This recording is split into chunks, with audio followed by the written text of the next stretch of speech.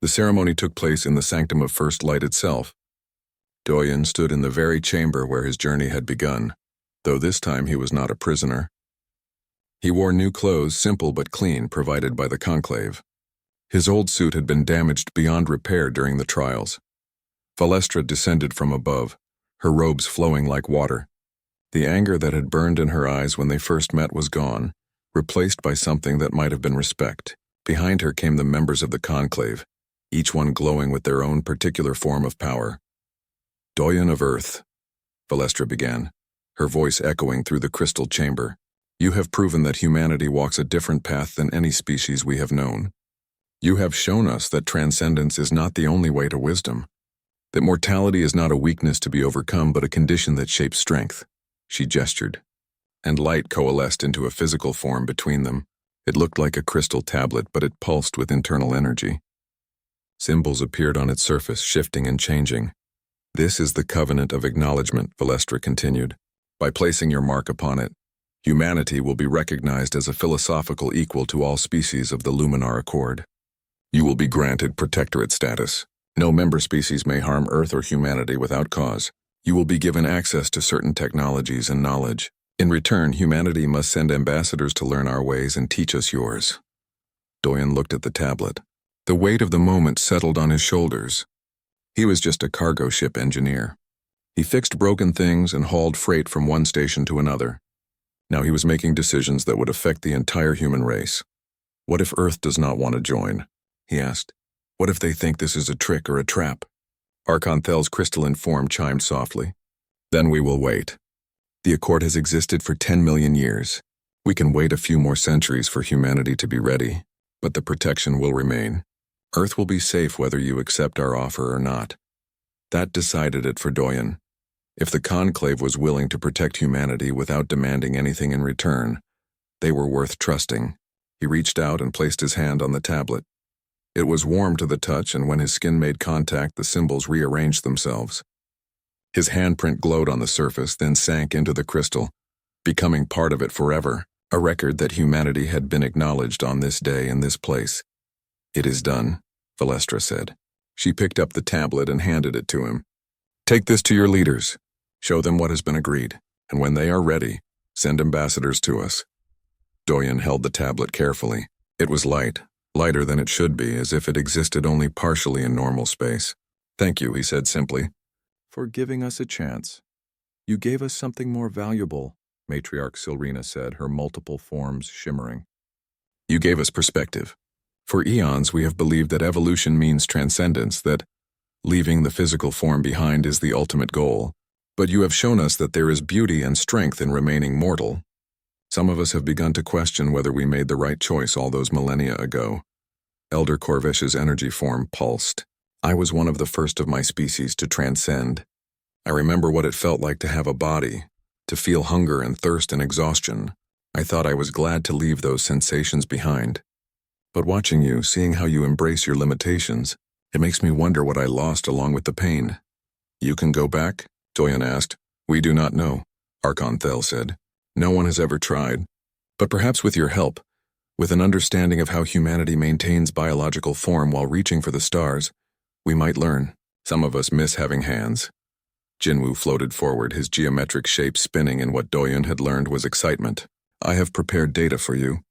Research on human biology, our findings from the tests, theories about how your species might benefit from selective genetic modifications without losing what makes you unique. Consider it a gift." He passed Doyen another crystal, smaller than the tablet but just as complex. "There is also information about the galaxy. Star charts, species databases, warnings about dangerous regions. It is a lot to take in, but your people should have time to study before they venture far from Earth." "This is too much," Doyen said, looking at the two crystals in his hands. "I am just one person. I cannot carry all of this responsibility." "You will not have to," Nari said, appearing at his side. She smiled, her glow warm and welcoming. "I am coming with you." Doyen blinked in surprise. "What?" "The Conclave has appointed me as humanity's liaison," Nari explained. "I will travel to Earth with you, help explain what has happened, and serve as your connection to the Accord. If that is acceptable to you." "Of course it is," Doyen said, feeling relief wash over him. The thought of trying to explain all of this to Earth government alone had been terrifying. Having someone who actually understood what was happening would make it much easier. But are you sure? Earth is primitive compared to all this. We do not have dimensional technology or transcendent consciousness, just regular cities and regular people. That is exactly why I want to go, Nari said. I want to see how regular people live. I want to feel what it is like to be in a place where everyone is mortal, where life has urgency and meaning because it is temporary.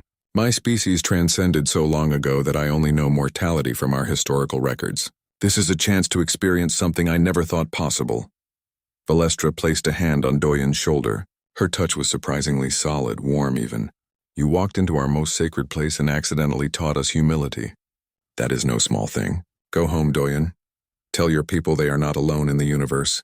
Tell them that being mortal does not make them less than those of us who have transcended. If anything, it makes them more. I will, Doyen promised. And thank you for not executing me when you had every reason to. Thank Nari, Valestra said with something like a smile. She was the first to suggest you might be worth saving. The rest of us were content to see you as a problem to be eliminated. Nari looked embarrassed, her glow flickering through several colors. I just knew there was more to the story. I could feel it. The Conclave provided them with a ship. Not a human design, but something that could interface with human technology. It was small, meant for only 2 passengers, but it was faster than anything humanity had built. The journey from the Sanctum back to Earth would take only a few weeks instead of the months or years a human ship would require. Doyen stood in the control room, staring at the navigation console. The symbols made no sense to him, but the ship had an interface that could translate them into something approaching human language. Beside him, Nari worked to program their destination. Your homeworld is farther out than I expected, she said. On the edge of a small spiral arm. I can see why you remained undiscovered for so long. We like our privacy, Doyen said with a smile. Or we did anyway. That is about to change. The ship launched smoothly, pulling away from the Sanctum. Through the transparent walls, Doyen watched the crystalline structure recede into the distance. It still glowed with inner light, still defied every law of physics he understood. But it no longer frightened him. What do you think will happen? Nari asked as they entered faster than light travel. When we reach Earth? How will they react? Doyen thought about it. He pictured the leaders of Earth Command, the politicians and generals and scientists who made decisions for billions of people. He pictured regular people going about their lives, unaware that everything was about to change. Panic at first, he said honestly. Humans are good at panicking. Then curiosity, then probably an argument about whether to trust you or not. But eventually we will come around. That is what humans do. We adapt, we survive. We figure it out. And what about you? Nari asked. You will be famous. The first human to make contact with alien life. The one who secured Earth's place in the galactic community. How does that feel? Terrifying, Doyen admitted. I just wanted to haul cargo and save enough money to buy a bigger ship. Now I am going to spend the rest of my life explaining to people why I walked through a forbidden alien temple and accidentally started a philosophical revolution. Nari laughed, a sound like wind chimes in a gentle breeze. Perhaps that is the most human thing of all. Stumbling into significance without meaning to. Yeah, Doyen said, laughing too. That sounds about right. They traveled in comfortable silence for a while. Doyen prepared a message to send ahead to Earth Command. It needed to be careful, needed to explain without causing mass panic. He decided to start simple. Command, this is Engineer Doyen, he recorded. Mission status is complicated.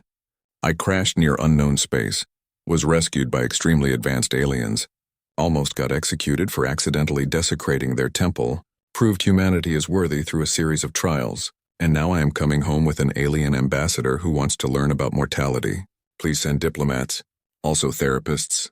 Definitely therapists. I have a lot to explain and not nearly enough time to figure out how to explain it. Expect arrival in approximately 3 weeks.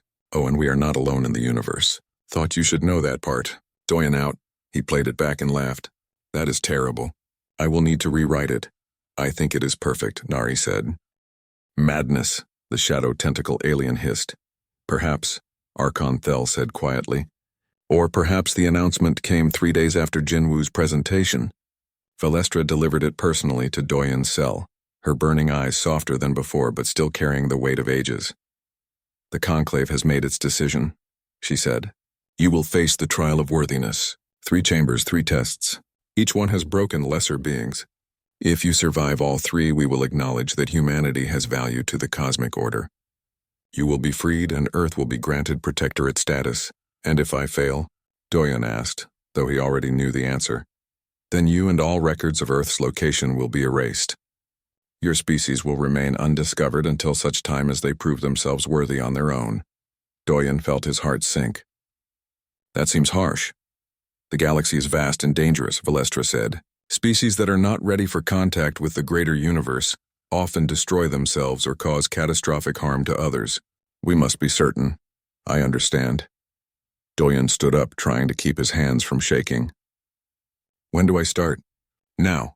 The first chamber materialized around them. Doyen found himself standing in an endless white space. Valestra was gone. He was alone, completely alone in a way that felt wrong, as if even his shadow had abandoned him. Then the memories came. His sister Sora appeared before him, exactly as she had looked the last time he saw her alive. She was in her pilot uniform, young and confident and ready to take on the universe. Then she screamed. Her ship exploded in fire. He watched her die again, just as he had in real life, helpless to stop it. The image shifted. Now he saw the colony where he grew up, the one that was destroyed in the wars. He watched buildings collapse, saw people running through streets as bombs fell from the sky. He saw his neighbors, his friends, his teachers all dying in flames and chaos. This is not real, Doyen said aloud. His voice disappeared into the white void without echo. These are just memories. But knowing they were memories did not make them hurt less. He watched his mother cry when they got the news about Sora. He watched his father's face go blank, emotion draining away, leaving nothing but empty grief. He watched himself as a younger man, angry and lost, lashing out at everyone around him because he did not know how else to process the pain. The mind labyrinth, Valestra had called it. A place where thoughts become reality. Most beings who entered this chamber tried to control it, to reshape the memories into something less painful. But Doyen had no training in mental discipline. He could not control his own thoughts on a good day, let alone in a chamber designed to weaponize them. So he did the only thing he could think of. He stopped fighting. Doyen sat down in the middle of the white void and watched the memories play out. All of them. Every painful moment he had tried to forget. Every loss, every failure, every time he had fallen short of who he wanted to be. He let them wash over him like rain, acknowledging each one. Yes, this happened, he said to the memory of his sister's death. Yes, it hurt. Yes, I still miss you.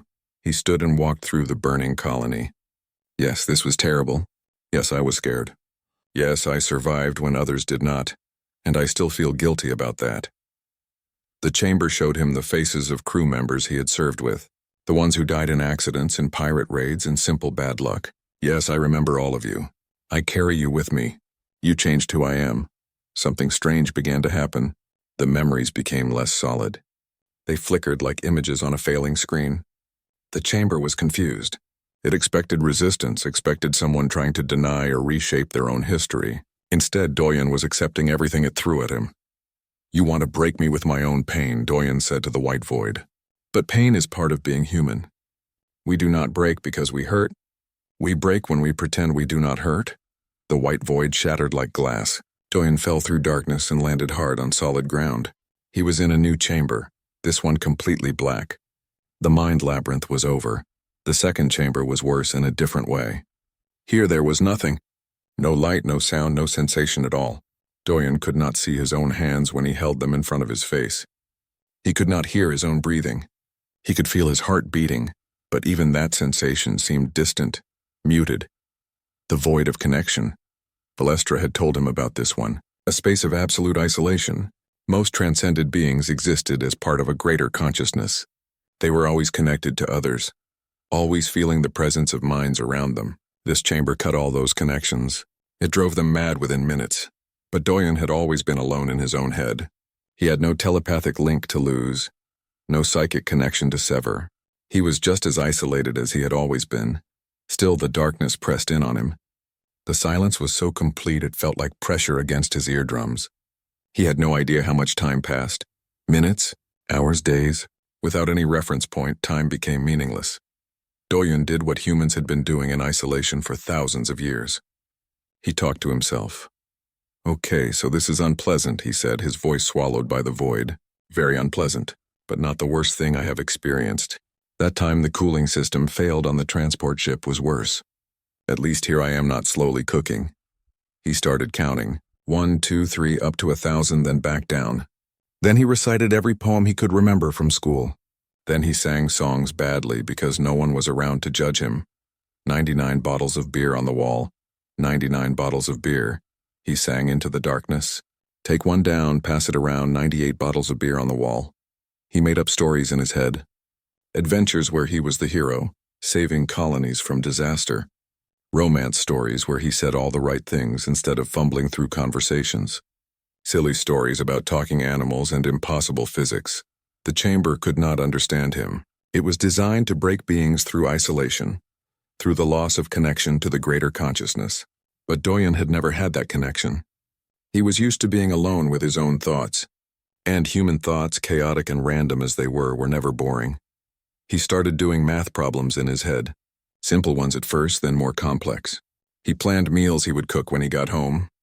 He designed modifications to his ship's engine that might improve efficiency by a few %. He remembered every birthday party from his childhood and tried to recall what gifts he had received. The darkness around him began to crack. Light seeped through the cracks like water through a dam. The chamber was giving up, unable to break someone who was already comfortable in isolation. Doyun stood in the light, blinking as his eyes adjusted. That was boring, he said to no one in particular, but I have sat through worse lectures. The third chamber appeared without transition. One moment he was standing in light, the next he was in a room made of mirrors. Except the mirrors did not show his reflection. They showed his death. In one mirror he saw himself old and sick, dying in a hospital bed surrounded by no one. In another he was torn apart in a ship explosion, his body scattered across space. In a third he drowned in the cold vacuum as his suit failed. Fire, ice, poison, violence, disease. Every mirror showed a different way he could die. Every mirror showed the end, the crucible of mortality. This was the final test, the one that drove beings to transcend in desperation, to escape their physical form rather than face the inevitability of death. Doyun walked between the mirrors, looking at each death calmly. They were not pleasant to see, but they were not surprising either. He had always known he would die. Every human did. It was the price of being alive. Yeah, he said to the mirror showing him dying alone. That could happen. Lots of spacers die alone. He turned to another mirror showing a particularly gruesome death by decompression. That one looks painful. Hope it does not happen that way, but you never know. The mirrors began to show worse things. Not just his death, but the death of everyone he knew. Earth destroyed by war, by plague, by the slow heat death of the universe. Every possible ending, every possible extinction. Doyun sat down in the center of the room. Is that supposed to scare me? Everything ends. Stars burn out. Galaxies collapse. The universe itself will eventually go cold and dark. That is just how it works, the mirrors rippled. The images changed, showing him a future where he transcended, where he became like the beings of the conclave, immortal and powerful, and free from the fear of death. No thanks, Doyun said. I am fine being mortal. The mirrors shattered. The chamber screamed, a sound of pure frustration. It was designed to make beings fear death so much that they would do anything to avoid it. But Doyun did not fear death. He accepted it, and acceptance was stronger than any fear. He found himself back in the conclave chamber. Valestra stood before him, her eyes wide with disbelief. Around her, the assembled aliens were silent, their various forms perfectly still. You passed, Valestra said, and her voice carried wonder. You walked through all 3 chambers and remained unchanged. No one has done this in recorded history. Doyun swayed on his feet, exhausted. I accepted what they showed me. The memories were real. The isolation was uncomfortable but survivable. Death is inevitable. What else was I supposed to do? Archonthel spoke, his crystalline form pulsing with light. You were supposed to try to transcend. Every being we high. The research facility was nothing like any laboratory Doyun had ever seen. It existed in a pocket dimension, the scientists had explained. Time moved differently here. What felt like days to him might be seconds in the outside universe or centuries. They could study him thoroughly without worrying about him aging or dying before they got answers. The thought did not comfort him. Head researcher Jinwoo was in charge of the investigation. He was not like the ancient members of the conclave. Jinwoo belonged to a younger species, one that had only achieved transcendence a few thousand years ago. His form was a floating cluster of geometric shapes, all connected by threads of light. When he thought hard, the shapes rotated faster. When he spoke, they pulsed with color. "Please stand in the scanning field," Jinwoo said, his voice surprisingly gentle. "This will not hurt." Doyen stepped into a circle of light on the floor. Immediately, the air around him began to shimmer. He felt pressure like being deep underwater, but it did not hurt. Just uncomfortable. Symbols appeared in the air around Jinwoo, flowing past him in streams. Data, Doyen assumed. Information about his body, his genetics, his brain patterns. Things he could not begin to understand. The first scan took 3 hours. Then another. Then another. Different instruments, different tests, all trying to understand what made him tick. After the 5th scan, Jinwoo's geometric shapes stopped rotating. They hung motionless in the air, which seemed to indicate confusion. "This is remarkable," he said finally. "Your biology is aggressively simple. No psionic nodes, no quantum consciousness matrix, no genetic memory storage. You are entirely contained within your physical form. Is that bad?" Doyen asked. "Not bad, just primitive." Jinwoo floated closer. "But here is the mystery. Your cells regenerate at impossible speeds. Your DNA has redundancy systems we have never seen before. Your neurons create new pathways around damage so efficiently that brain injuries, which would kill any of us, barely slow you down." Another scientist drifted over. This one looked like a cloud of glowing mist. "His telomeres reset constantly," the cloud said. "He should not age, or rather he should age very, very slowly." "But I do age," Doyen said. "Humans live maybe 100 years if we're lucky." "Because your body destroys itself through use," Jinwoo explained. "Your cells are built to repair, but they repair through stress. Every time you heal, you get slightly stronger at healing. Every time you survive something, your body remembers how to survive it better.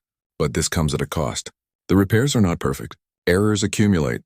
So we're built to survive, but also built to fail eventually," Doyen said.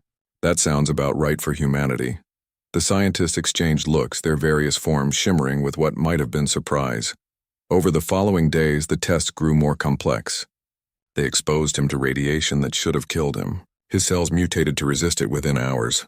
They put him in gravity fields that should have crushed his bones. His skeleton grew denser in response. They subjected him to telepathic probes that should have shattered his mind. That was the most interesting test. When the telepaths tried to read Doyen's thoughts, they recoiled in confusion. His mind was not closed to them exactly. It was just impossible to navigate. One telepath described it as trying to read a book where every page was written in a different language, and the languages changed every time you looked at them. "Your consciousness is chaos," the telepath said, sounding disturbed. "You have no mental discipline. Thoughts flow in random directions. Emotions color everything. Memories mix with imagination. How do you function?" Doyen shrugged. "I just don't really know how else to describe it." "Fascinating," Jinwoo said, his shape spinning rapidly. "Every transcended species achieved their evolution by organizing consciousness. We learn to think in straight lines, in pure logic and mathematical certainty. But you think in spirals and loops and tangents. It should not work. But it does." On the 5th day, Nari visited him in his cell. The cell was not unpleasant. It had a bed, food, even entertainment systems that showed movies from 100 different alien cultures. But it was still a prison. "How are you holding up?" she asked, settling into a chair across from him.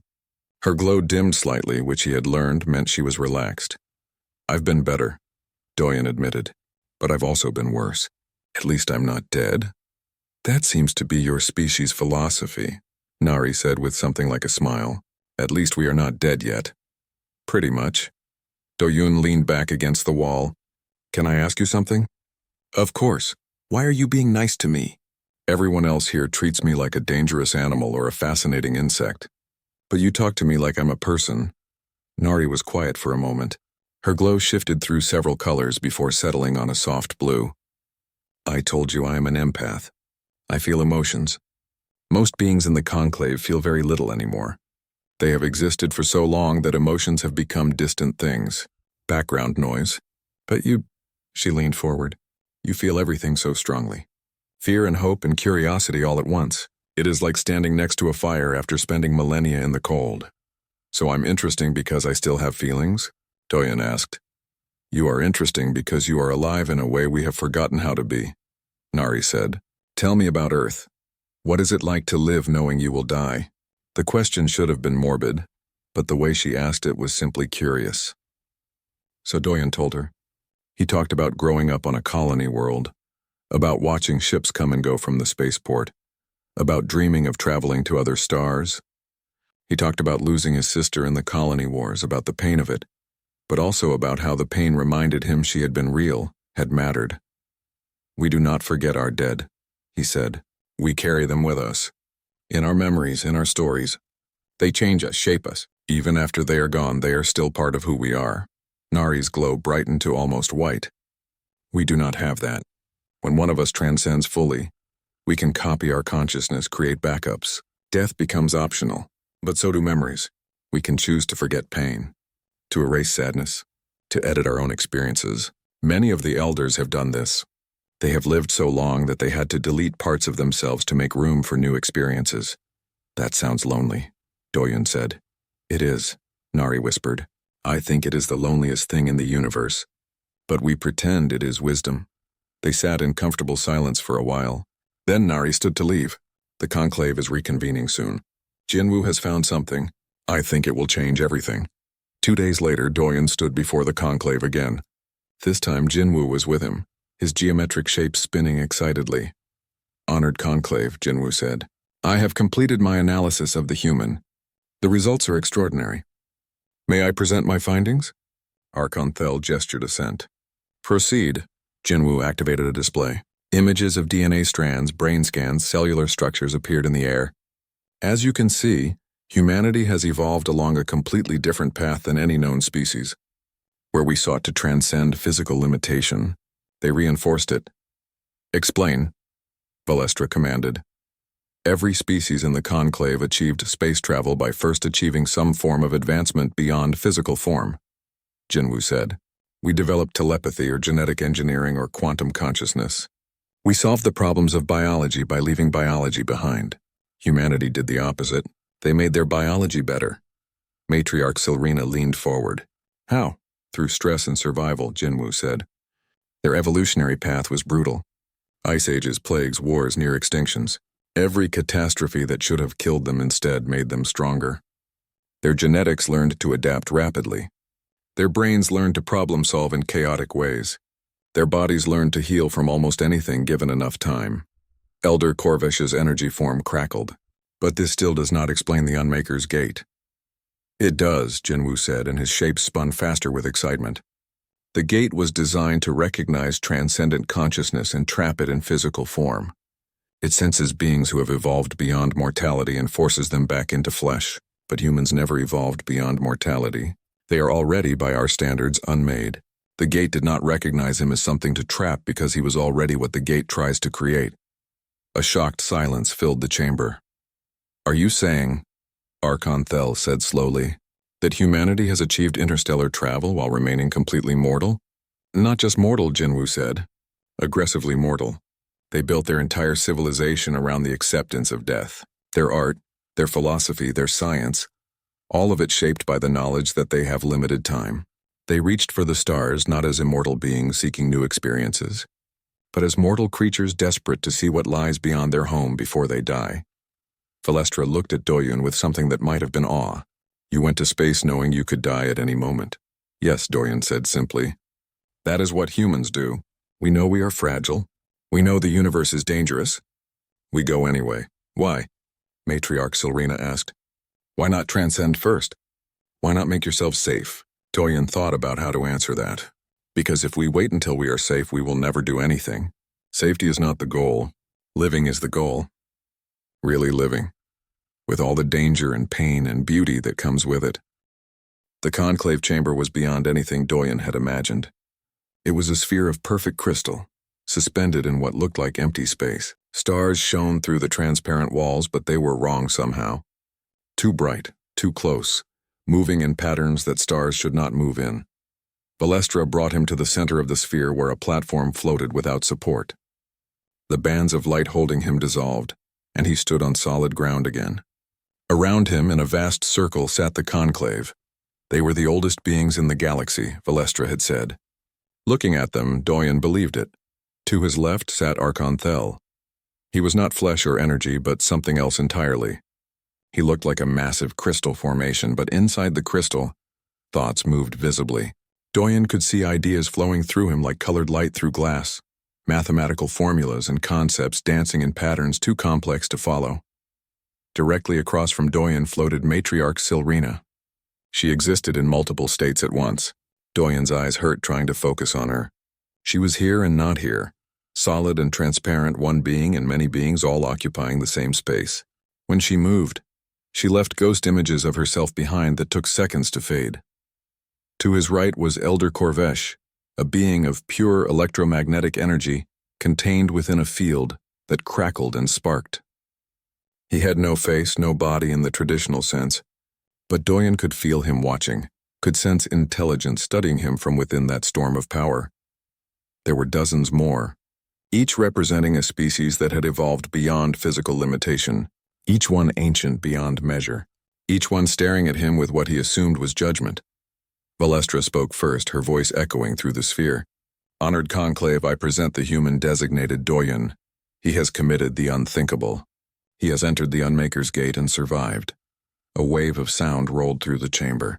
Not words, but reactions. Shock, disbelief, anger. The aliens communicated in ways Doyen could not understand, but he felt their emotions pressing against him like physical weight. Archon Thel spoke, and his voice was like wind through stone. "Explain, Keeper. How did this primitive creature access the sanctum? Our defenses should have prevented any mortal from approaching." "His vessel failed," Valestra said. "He claims it was an accident." "An accident," Matriarch Silrina's voice came from multiple directions at once. "In 7 million years, no one has accidentally found the sanctum. It exists outside normal space. It requires knowledge of dimensional folding to even approach. Yet here he stands," Elder Corvesh crackled. "The evidence is undeniable." Another alien leaned forward. This one resembled a floating garden of bioluminescent plants, all woven together into a vaguely humanoid shape. "The escape pod. Show us." A screen of light appeared in the air. Doyen saw his escape pod, or what was left of it. It was embedded in the crystal structure of the sanctum like a bullet in glass. The pod's emergency drive had torn a hole through dimensions, creating a wound in space that had sealed behind it. "A random dimensional tear," the plant alien said. "1 in a trillion chance." "It appears the human is telling the truth about the accident." "Accident or not, the crime remains," Valestra said. She gestured and new images appeared. The dark chamber Doyen had walked through, his bootprints clear in the ancient dust. He entered the Unmaker's Gate. He touched the threshold of ascension with his mortal flesh. He walked where even we dare not tread. "Explain the threshold to him," Archon Thel said. "He should understand the magnitude of his transgression before we pass judgment." Valestra turned to Doyen. Her anger seemed to have cooled slightly, replaced by something that might have been curiosity. "Human, do you know what transcendence means?" Doyen shook his head. "Not in the way you mean it. Every species in this conclave has evolved beyond physical limitation," she said. "We began as flesh and bone like you, but we grew. We learned to transfer our consciousness to energy, to exist in multiple dimensions simultaneously, to shed the weakness of mortal form. This process is called transcendence." She gestured to the assembled aliens. "Some of us achieved this through technology, others through genetic modification over millions of years, still others through meditation and mental discipline, but all of us left our physical bodies behind. The sanctum of first light," Matriarch Silrina continued, "is where the first beings in the universe achieved transcendence. It is the birthplace of conscious evolution. Every species that has risen beyond mortality has made pilgrimage here to honor those who came first." Elder Corvesh's energy form pulsed brighter. The Unmaker's Gate was created as a reminder, a warning. It is a chamber of anti-transcendence. Any being who touches the ground inside becomes locked into physical form forever. They cannot die, cannot evolve, cannot change. They are frozen in flesh for eternity. Doyen felt his stomach drop. But I'm fine. I'm not frozen. Exactly, Valestra said softly. And that is impossible. 7 million years ago, one of the elders tried to enter the gate to prove his mastery over physical law. He became a statue instantly, his consciousness trapped in stone until we were forced to end his suffering. 3 million years ago, a young species tried to prove themselves worthy by sending their champion through the gate. She lasted 5 seconds before her body crystallized and her mind shattered. The plant alien spoke again. We have records of 37 beings who entered the gate. All died or were destroyed. None lasted more than a few minutes. You walked through it for hours. You touched every surface. You even left and came back to look closer at the symbols on the walls. How? Arkanthel asked, leaning forward. How are you whole? How do you stand here unchanged? Doyen spread his hands helplessly. I don't know. I'm just a cargo ship engineer. I fix cooling systems and repair hull breaches. I don't know anything about transcendence or ancient chambers. Unacceptable, one of the other aliens hissed. This one looked like a mass of tentacles made of shadow. He must be tested, examined. There must be an explanation. Perhaps, a new voice said softly. The assembled aliens turned to look. In the back of the circle sat a smaller figure. She had not spoken until now. Perhaps his ignorance is the answer. Valestra frowned. Explain, Nari. Nari floated forward. She was younger than the others, Doyen could tell somehow. Her form was more solid, more physical. She resembled a human woman in basic shape. But her skin had a faint glow to it and her eyes were too large, too bright. She wore simple robes that did not float or shift like Valestra's. I am an empath, Nari said, looking at Doyen. I feel emotions across all dimensions. When Keeper Valestra brought him before you, I felt his fear. But also his confusion. His innocence. He truly does not understand what he has done. Ignorance is no defense, the shadow tentacle alien growled. No, but it may be an explanation, Nari continued. The Unmaker's Gate responds to consciousness. It senses when a transcended being approaches and activates to trap them. But what if... She paused, seeming uncertain. What if it did not recognize him as a threat? What if his consciousness is so different from ours that the gate simply did not activate? Impossible, Elder Corvish crackled. The gate was designed to recognize all forms of consciousness. All forms that existed 10 million years ago. Arkanthel said slowly. But humanity is young. They achieved space travel only recently. Their consciousness may have evolved along a completely different path than any species the gate was designed to counter. A long silence filled the chamber. The aliens looked at each other, their strange forms of communication flowing between them. Doyen stood in the center, feeling very small and very mortal. Finally, Matriarch Silrina spoke. This requires investigation. We cannot execute him without understanding how he survived, but we also cannot allow him to leave freely. His species must not spread this knowledge. I propose a trial, Valestra said. Let him be tested. If he passes, we acknowledge that his survival was genuine and not some trick. If he fails, we know he is dangerous and act accordingly. And what of Earth? The plant alien asked. His homeworld. If he is an anomaly, we cannot risk his species spreading without our knowledge. We place Earth under observation, Arkanthel said. No harm comes to them yet. But we watch, we wait. We learn, Elder Corvesh pulsed with energy. Agreed. But the human remains in custody until we understand what he is. Doyen wanted to protest, wanted to demand they let him go home. But he was alone, millions of light years from Earth, surrounded by beings who could unmake him with a thought. So he stayed silent. Valestra looked at him, and for the first time, he saw something other than anger in her burning eyes. Curiosity, maybe even concern. You will be taken to the research facility, she said. You will be studied. And when we understand how you survived, the conclave will reconvene to decide your fate and the fate of your species. The bands of light wrapped around him again. As they pulled him from the chamber, Doyen caught Nari's eye.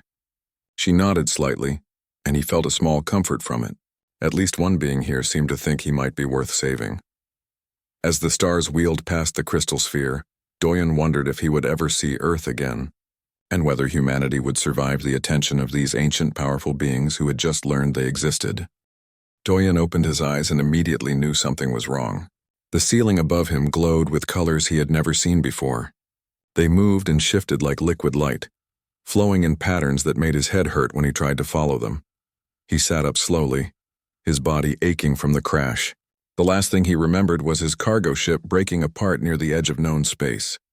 He had climbed into the escape pod, pressed the launch button, and then nothing. How long had he been unconscious? Where was he? The floor beneath him felt solid but looked like water frozen in time. When he moved his boot, ripples spread across the surface, though he felt nothing move. The walls stretched high above him, made of crystal or glass or something else entirely. They were covered in strange symbols that seemed to glow from within. Doyen stood up and checked his suit.